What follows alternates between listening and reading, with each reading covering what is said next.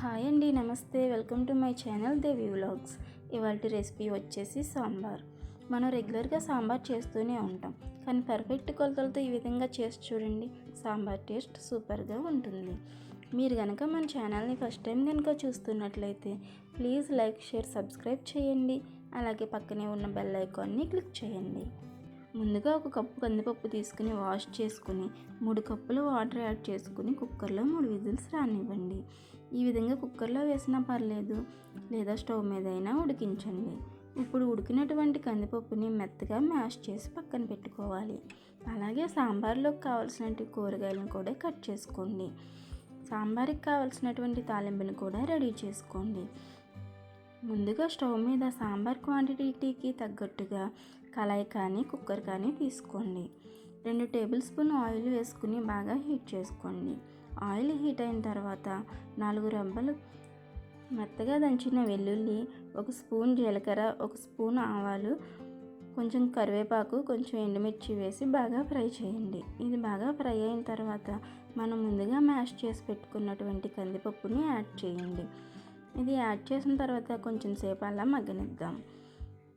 ఇది 2 నిమిషాలు మగ్గిన తర్వాత మనం ముందుగా కట్ చేసి పెట్టుకున్నటువంటి కూరగాయలను కూడా యాడ్ చేసుకుందాం. ముందుగా ములక్కాడ వేసుకుందాం. ములక్కాడ త్వరగా మగ్గదు కాబట్టి ములక్కాడ యాడ్ చేసుకుందాం. తర్వాత క్యారెట్, బెండకాయ, దోసకాయ కూడా యాడ్ చేసుకుని 2 నిమిషాలు మగ్గనివ్వండి. ఇప్పుడు 4 ఉల్లిపాయలు, 5-6 పచ్చిమిర్చి వేసుకుని 2 నిమిషాలు అలా వదిలేయండి. ఇప్పుడు టేస్ట్కి సరిపడా ఉప్పు, కారం, పసుపు వేసి బాగా మగ్గనివ్వండి. ఇవి బాగా మగ్గిన తర్వాత కూరగాయలు ఉడకడానికి సరిపడా వాటర్ కూడా యాడ్ చేయండి. సాంబార్లో వేసినటువంటి కూరగాయలు 90% వరకు కుక్ అవ్వాలి. ఇవి బాగా కుక్ అయినవి లేవో చూసిన తర్వాత మనం ముందుగా నానబెట్టి ఉంచుకున్నటువంటి చింతపండు రసం యాడ్ చేసుకుందాం. చింతపండు రసం యాడ్ చేసిన తర్వాత ఒక 10 నిమిషాలు బాగా మరగనివ్వండి. ఇవి బాగా మరిగిన తర్వాత సాంబార్ క్వాంటిటీకి తగ్గట్టుగా సాంబార్ పొడి వేసుకుందాం. అలాగే టేస్ట్కి సరిపడా బెల్లం కూడా వేసుకోండి. సాంబార్ పర్ఫెక్ట్ టేస్ట్ రావాలంటే పులుపు, ఉప్పు, కారం అనేది పర్ఫెక్ట్గా ఉండాలి. అప్పుడే బాగా వస్తుంది.